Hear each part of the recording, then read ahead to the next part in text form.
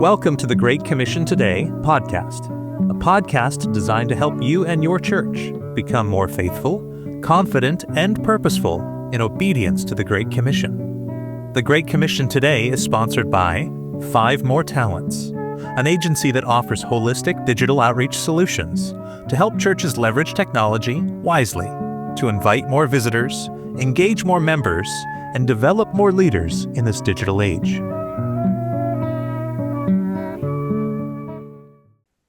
Well, Robert Knuth, great to be with you today. Welcome to the Great Commission Today podcast.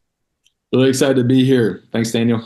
Yeah, and just as we get started, just by way of introduction, you are the campus minister with Reformed University Fellowship at the University of Michigan. Go Blue, I guess that's what they say, right?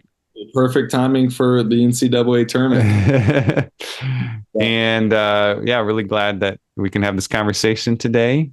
And I guess as we get started, if you could tell us a little bit about yourself and RUF at the University of Michigan and your role there. Yeah. No, thanks for the opportunity. I'll start with RUF and just kind of work toward how we got here. RUF stands for Reformed University Fellowship. We are the denominational campus ministry of the Presbyterian Church in America. And so with that, we are on over 200 campuses across the world, not just here in America, but RUF International, RUF Global. And it's really exciting to think about what God is doing through RUF. This includes my own story. I went to our alma mater, Daniel, Washington Lee University, where as a fraternity guy, the Lord met me. Through the ministry of RUF, I went because I thought the girls were cute to this gathering on Tuesday night, and the word was preached, and the Lord gave me a new heart. Wow.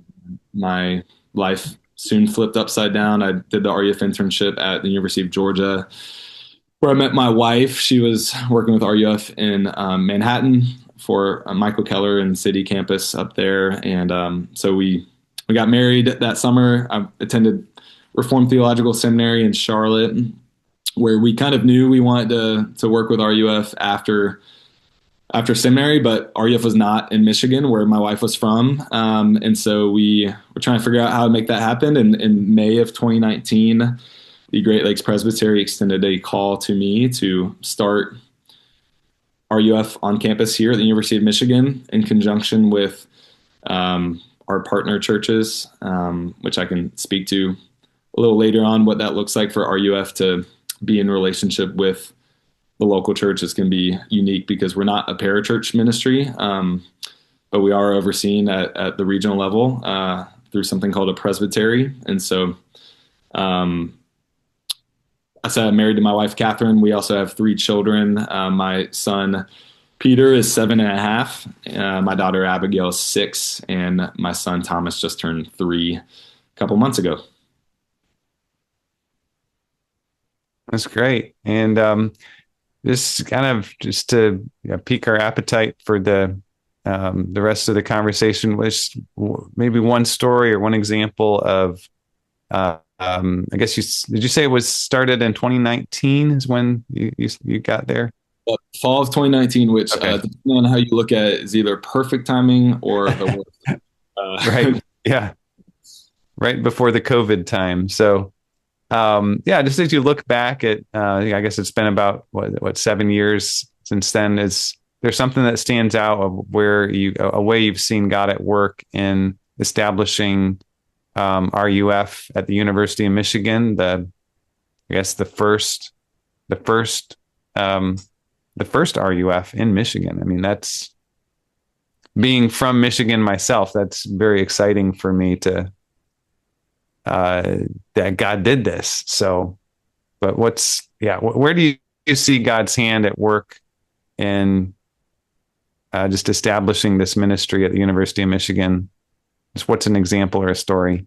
Yeah, no, that's a really great question. I've been particularly reflective upon this the past couple of days and just reading through First First Corinthians 4, saying, what God requires of stewards is that they be found faithful. And I think about my role as a steward of the mysteries of God, as a pastor, and so much of the day in and day out grind. I think of Mark 4 and the parable of the sower. Sower goes out to sow, just scatters seeds upon the ground, and you're looking around over the years, and campus ministry is unique in the sense that it's a 4-year cycle, and so much of what we're doing feels fast paced on the day to day. Students are here for a semester or two, and then there's a 4-month break over the summer, and so everything feels urgent on some level. But really, our ministry on campus is the picture that you find in Mark 4 of sowing seed and noticing that as the Spirit of God works in the hearts and lives of students, some hearts are rockier than others. Some hearts respond really quickly to the message of grace and the work of Christ and the Gospels. And if I could share just, I think a story that has been really cool over time is,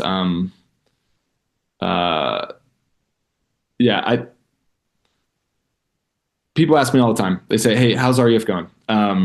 And my response to them is, "I don't know. Ask me in 30 years," right? Because I think it's really tempting in today's day and age to look at. We have a Wednesday night large group that's supposed to act as a little bit of a bridge between campus and the local church. And depending on what turnout looks like that week, right, I'm either prone to despair or I'm prone to pride, right? Ego inflation, ego deflation, and I'm just met with how that's so much the antithesis of what I believe about the gospel, that I'm justified by my faith alone, and what Christ has done on my behalf on the cross. And so, yeah, like. If our goal or our effort was just to get as many people, to a gathering on Wednesday nights, that is going to be, I think, on some level short-sighted. The next thing I wanted to ask you about, which is, I think we were talking about before I pressed the record button, is how RUF is intentional about connection with the local church. And so you were talking about, Mark 4, the parable of the sower, and about how preaching the word is foundational to your ministry there as an RUF campus minister. But there's also those connections to the local church. So, maybe I think it'd be helpful for me and probably for our listeners just to kind of talk about how the RUF at the University of Michigan is connected to the local churches and the presbytery, and specifically how that relates to how you minister to the students. And I'm just thinking about how, we know, certainly from I guess I have to go back to the Westminster Confession and catechisms about the ordinary means of grace, right? How God uses not only the word, but also prayer and the sacraments of the Lord's Supper and baptism. So, how have you? I mean, you alluded to that in the story you told of the two students who ended up married, and So, how have you seen the Lord using those means of grace, and also in connection with the local church? And that's a great question. So for those who aren't aware, I know we talked about this beforehand. RUF is a ministry of something called a presbytery. And so in that sense, I'm ordained as a teaching elder in the PCA, but I am not on staff at one particular local church. And sometimes this, I think, is met with confusion and maybe frustration because it might seem like there's actually a disconnection from the local church. When I think as an RUF campus minister, it's not so much that as it is an onus to actually go out of our way to connect not just with one local church, but multiple local churches. Because again, we're thinking long term, we're thinking big picture, not just throughout a student's life here in Ann Arbor, which I think is really helpful because a lot of our students move to Detroit, they move to Traverse City, they move to Grand Rapids, and to have a pre-existing connection with PCA churches there, I think builds up our entire denomination. In 2024, the PCA was one of 2 Protestant denominations that actually grew.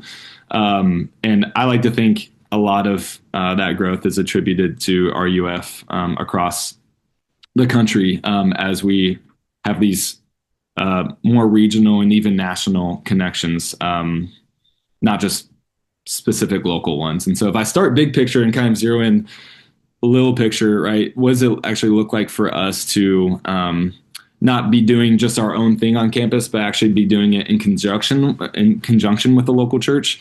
I think it has to start with viewing the context of the college campus, right? Like if you break down the average bedtime, the average income, maybe even like the average political affiliation, we could go down the list of, everything that's different about the college campus to, your ordinary local PCA church.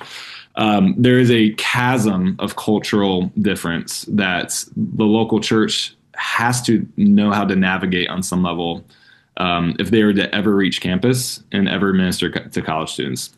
And I think sometimes that chasm can be so overwhelming that either we don't do anything, right, to accommodate or to meet college students where they are, or we throw the baby out with the bathwater and we become one of these churches that doesn't even really know who we are. We just know that we want to reach college students, and so I see RUF as a little bit of a bridge between this world of college and the local church. Within RUF circles, we talk about being the food truck of the local church, right?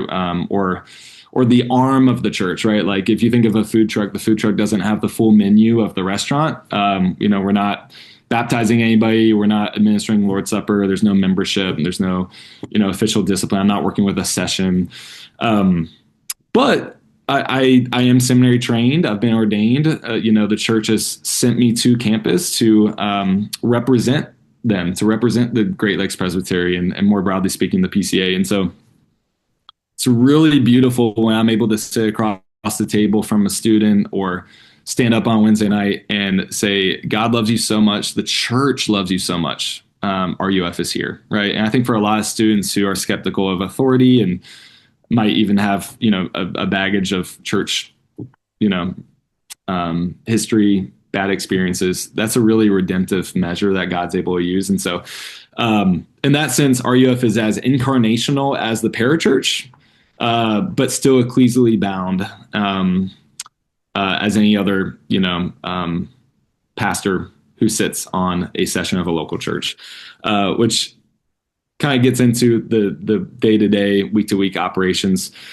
Some of this depends on the local church and where they are. When I started here, we only had one PCA church. Now we have 2. One was a church plant, one was more established. And so working with the church plant that my family and I attend, the opportunity was to enmesh so much of the systems and structures of that local church with what we were already doing on campus, whether that be mercy ministry, evangelistic measures, even something that might seem as superficial as the music, right? Is the music that we're playing on Wednesday night the same music that, we're playing on Sunday morning, so that when students walk into RUF, on some level, what they don't even realize is they're being prepared for life at our local church, and more broadly speaking in the PCA. There was a Barna poll in 1972 when polling Christians and their denomination affiliation, 5% of American Christians identified as non-denominational. In 2026, I think this poll actually was 2024. In 2024, that number was well over 26%. So over 1 out of every 4 American Christians who are coming to Michigan, college campuses across the country are coming as, more broadly speaking, evangelical, non-denom folks. They have in general, a lower ecclesiology. This isn't true about every church. I don't mean to make this a reductionistic statement, but in general, they have a lower ecclesiology. They have a lower view of the sacraments. They have a lower view of what we would call the ordinary means of grace. Even something as the preached word being the very word of God. So a lot of what my work is on campus is to not just reach non-Christian students. Right now, last week I had a conversation with a Muslim and a Mormon, like within the same week. We're reaching a wide swath of non-Christian students, right? That is obviously a part of the job. But even, as students come in and they're Christians and they want to grow, they want to be equipped, they want to be trained. So much of that is having to actually give them categories for the Christian life long-term that is going to move them in the direction where they would actually crave and thirst for a confessional Reformed church that is regularly, administering the sacrament of baptism and actually believes something is being done in the sacrament of baptism, and the Lord's Supper, and that they would want to submit themselves to a session and be shepherded, and they would be exposed to good expository preaching, right? And so I think sometimes there might be a frustration because it's like, why aren't more college students coming to our PCA churches? And if I can give a short answer, it's because they're just not ready for, not in the sense that like PCA churches are the top of the mountain and they just need to get their stuff together, but because the world of the PCA is so different than the world they're coming from, even if they're Christians. So they need someone who's trained, who's been to seminary, who loves the PCA, who loves, our Reformed tradition, to say, this is why we do what we do. And to walk with them over the long haul, to be patient with them. I mean, we kind of have a joke within our staff team that for the first 3 years of a college student's life, they're going to go to all the big non-denom churches. But without a doubt, their senior year, by the time they graduate, they're actually making the transition because they've been exposed to Reformed expository preaching every Wednesday night. All of a sudden, they realize they want something a little bit more substantive. And that's where we actually end up seeing, I think the statistics I ran on our 3 graduating classes is 65% of our grads are attending confessional Reformed churches, which we're really proud of. Obviously we want the students to love the Big C church more broadly. But just because we are RUF, right, those stats being what they are, we think that's a fruit of the type of ministry that we're doing on campus. Hey there, I'm Daniel Voss, co-founder and CEO of Five More Talents, and I wanted to take a moment to thank you for listening to the Great Commission Today podcast.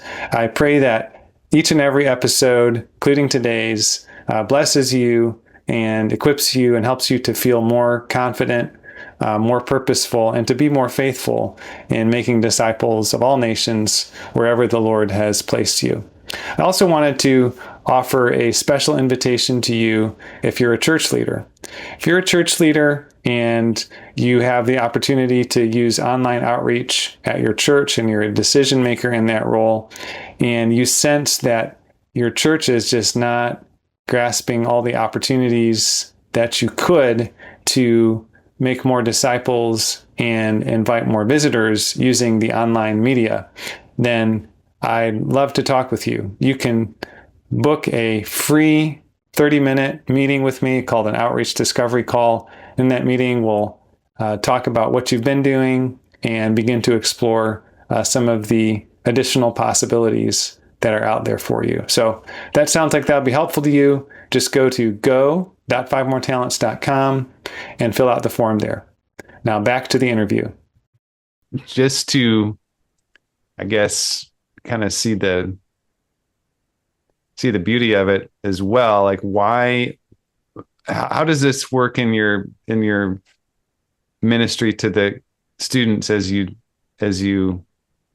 talk about how the Christian life is, and I'm not going to word this very well, but it's about loving Jesus, because he first loved us, and because he first loved us and we love him, we also love his church. How do you, what's your perspective on, especially as you minister with college students today, what kind of things have you done and do you do and are you thinking about as far as helping students to understand that that Jesus loves his church and the church is a great, I'm not even sure how to word this, but I think you're kind of, it's right. That's because that's, yeah. I think I'm picking up a little bit of what you might be saying. It's interesting, if you were to ask the average freshman why they go to church, where they go to church, they will say one of two things. They will say either the music feels really alive, or they'll actually say it differently. They'll say the spirit is really alive, which is, an interesting theology of the Holy Spirit. But and then the other answer they'll give is, I really can connect with the pastor. Right. The pastor really, either the way he tells stories or the way, whatever. Right. I don't want to assume what it is. But it's interesting because I hear that and oftentimes the response I have is, well, why go to church then? Why, you could probably just listen to a podcast. Church can be your Spotify playlist of worship music, and then listen to a podcast and you're good to go. And obviously, I don't mean that. That's not a serious. I'm just trying to expose to them their view of the local church, and something that I think is totally enmeshed within our culture, right? Which is the hyper individualism and consumerism that comes with living in America in the 21st century, and how that's bled into how we view church participation and even our roles at the local church. I walk in on Sunday morning. I'm here to, to consume a worship experience, to consume theology or whatever the pastor wants to give me, and then I leave. And so a lot of how we're trying to showcase the beauty of King Jesus and this kingdom that he's ushered in, and the church being kind of the hub of all of that type of kingdom activity, is to expand what it looks like to actually participate in the local church as someone who serves and isn't there to necessarily be served. Training them to love, because the average local church is going to be a faithful pastor who, has kids at home, a wife he's trying to love, people he's trying to meet with and shepherd throughout the week. So, when it comes to Sunday morning, he might put forward a really average, faithful sermon, but it's not going to be flashy or might not even give as much application as like a college student wants per se, but giving them a vision for, hey, what's it actually look like to love that church? Not because it's the flashiest or not because it's the biggest or not because it has the best music, but because it's really faithful.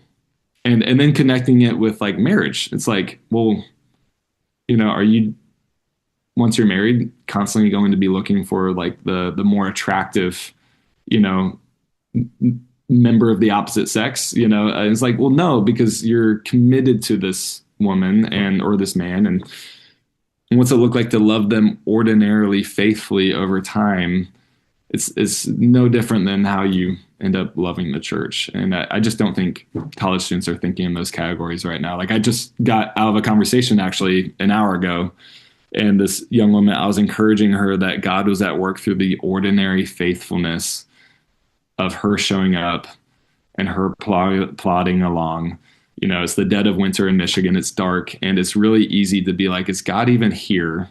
There's nothing flashy going on. There's nothing, and even I recounted to her Charles Spurgeon's conversion. He walks into a church of 8 people, and the pastor wasn't even there. And like, God was doing something magnificent. And so trying to get students to love the ordinary and to believe that God is a God. He's an extraordinary God who is at work in the ordinary. Yeah. And so that is wonderful. I just love how you've been talking about stewardship and got, faithfulness, and it kind of brings us to the topic of leadership. And I think RUF, in my mind, it does have a kind of a focus on leadership development, and say a heart for leadership development. I know lots of RUF campus ministers go on to become church planters or ministers in local churches, and um, how have you seen just that, or the Lord at work raising up leaders, developing leaders, in this process of maybe bringing in leaders from the local churches to encourage, to help? How have be they elders and deacons, or just be they ordinary Christians, quote unquote, using their gifts, being faithful stewards of their gifts. Part of making disciples is like a guy was telling me yesterday in a conversation, right?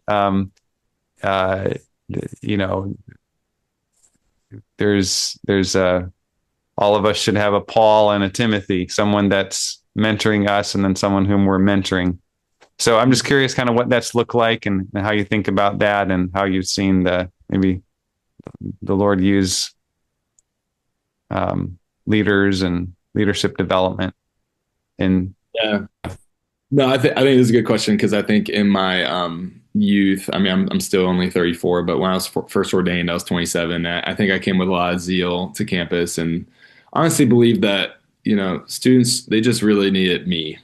They just really they needed my gifts, and I had the goods, right? And how foolish and prideful I was in that. And I think as I've grown, and this kind of goes back to your church question, Daniel, is I think the students who are going to really experience the fullness of RUF is kind of what we say. They're going to get the most out of their RUF experience are the students who have categories, have been given exposure to what ordinary church members are doing to love them, to minister to them. We took a mission trip to Mexico City 2 years ago, and we had an elder of our local church come along with us. He's from Mexico City, and the whole time he's telling funny stories, and that wasn't his job. He had a normal job, but for students to experience that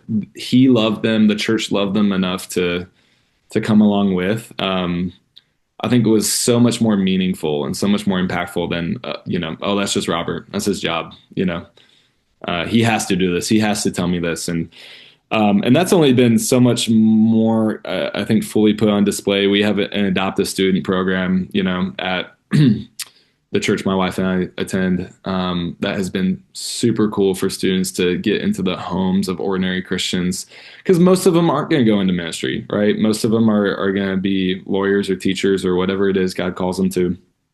And for them to actually get a real category of, someone who is doing what they want to do one day, but also living on mission, living, in submission to the authority of the local church and God's word that the church stands upon, I think is the thing, probably more than anything, that they will take with them, right? They're not going to remember my sermons as much. They're not going to remember, the meetings they had with me pastorally as much.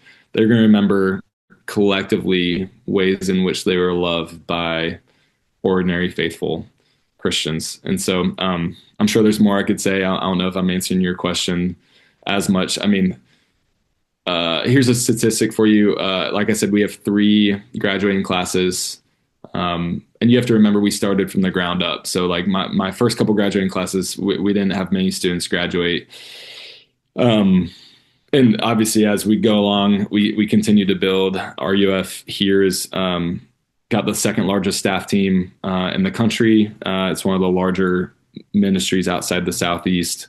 And so I look forward to this only more so being the case. But in 2024, our second graduating class, in this fall, so fall of 2026, we're going to have 3 of our graduates be at one of our Reformed seminaries. There's going to be 2 at RTS. There's going to be 1 at Covenant. And that's not even including my friend who I just told you about, who's the videographer there.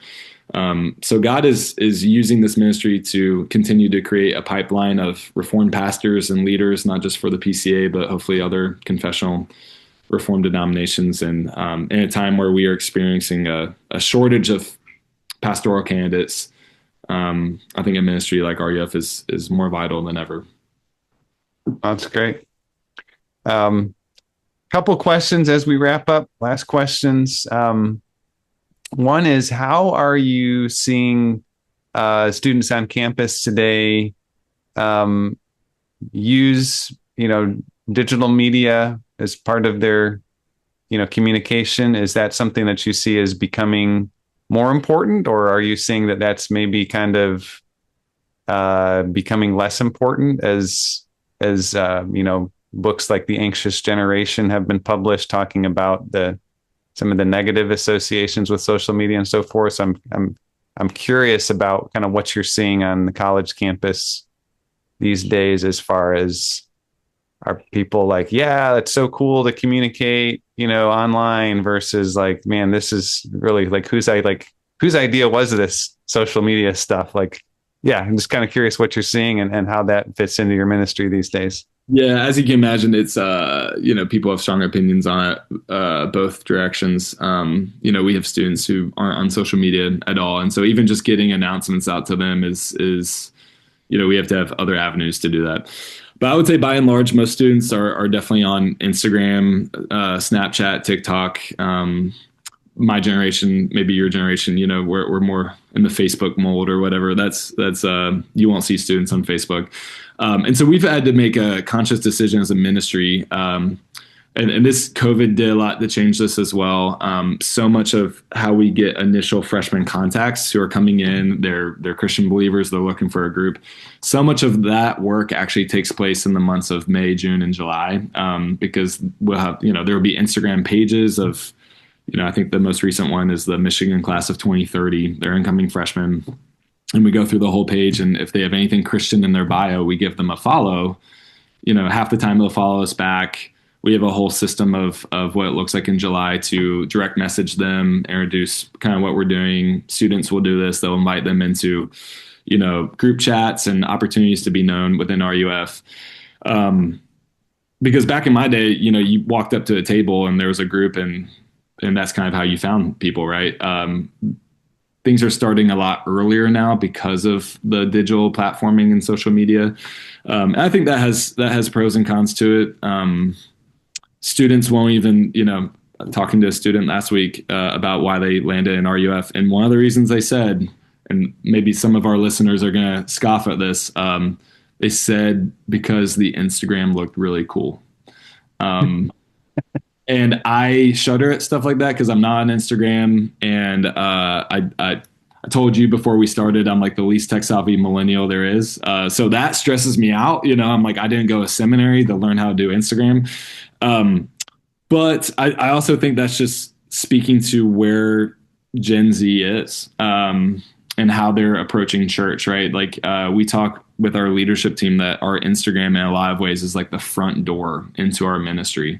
And so, a smiling face on Instagram, is worth so much. And so, yeah, I mean, the broader, I think, theological conversation of like how to use that in a way that's actually reflective of a ministry like ours that values, the local church and the ordinary means of grace and doesn't want to just, put things out there to put things out there. That's a whole nother conversation that I'm sure we could have. But I think the encouragement I have to our listeners is, if your church doesn't have an Instagram, to get one. And if your church has one, find a motivated, 17-year-old who sees the importance of that and values the importance of that, and give them the bandwidth or the freedom to kind of make that into something that is going to be valuable in reaching their peers. I think that, speaking as a PCA pastor, denominationally, I think we have a long way to go. Sorry, getting tongue tied. We have a long way to go in kind of, I think, seeing the importance of that. And I don't think it's a coincidence that so many American Christians are coming out of non-denom contexts. Those churches tend to, I think, see the importance of it. And I don't know, maybe it's a new challenge for 2026. What are we going to do? How do we steward those platforms? That's great. Last question. You mentioned evangelism. Anything else you wanted to say about, as we wrap up, about the work of evangelism and how that fits into what you're doing, what the Lord is doing there at the University of Michigan? Yeah, I know I want to honor your time, and I've talked here longer than anticipated, but I will say, evangelism, I've seen it done really poorly on campus. We have a lot of outside groups come in and they want to reach, secular progressive Michigan with the gospel. And I love their zeal. I would just encourage listeners that as much as we have zeal to participate in the mission of God, we also need to have a humility to trust that God is at work. He has not forsaken places or people. And so anytime we go into an area, it could be your local city, your local neighborhood, right? I think taking a pulse on what God is already doing through, churches and ministries there, ways that he's reaching people and ways that the church even has opportunity to grow, to reach people, I think is the first place you need to start, right? With any sort of evangelistic measures or means. In RUF, we don't have a fixed evangelistic program. We are a relational ministry. And so whether it be, I know Campus Crusade calls it contact work, people, meeting people out that you would never meet in a million years. Even when we're in the middle of the diag doing that, the middle of campus, all of it is relational, right? We are not just kind of handing out tracts to hand out tracts. We are asking ordinary, honest questions about everyday life. And some people want to stop and chit chat, and that's great, right? Like that's John 3, like evidence of the wind blowing, the Spirit blowing where he will. And we have to go where that is and not try to manufacture, spiritual activity just because we are anxious and feel like we need to be doing something. And so I think it takes a lot of praying and asking the Lord where he is already working and then going to those places to reap the harvest that he has for us. I think sometimes we're so stubborn, we want God to be working here. And so we're just going to stay here. And then we get frustrated that he's not working here. And so I don't know, there's more I could say, but that's a little bit of where we're at. All right. Well, Robert, thank you so much for your time today. It's been wonderful just to hear a little bit. There is a whole lot more we could discuss, but this is what you've given us a lot to chew on. So thank you so much, brother. Thanks, Daniel. Appreciate it. Thank you for listening to today's episode of the Great Commission Today podcast. If this has been helpful to you, please subscribe, share with your friends, and leave a review. He is given to me. Jesus came and said, just before he went to heaven, he commanded them, go therefore and make disciples, teaching them to do what I've told you. He said, go therefore and make disciples, and when it's all complete, I'll come for you. He said, lo, I am with you always. Go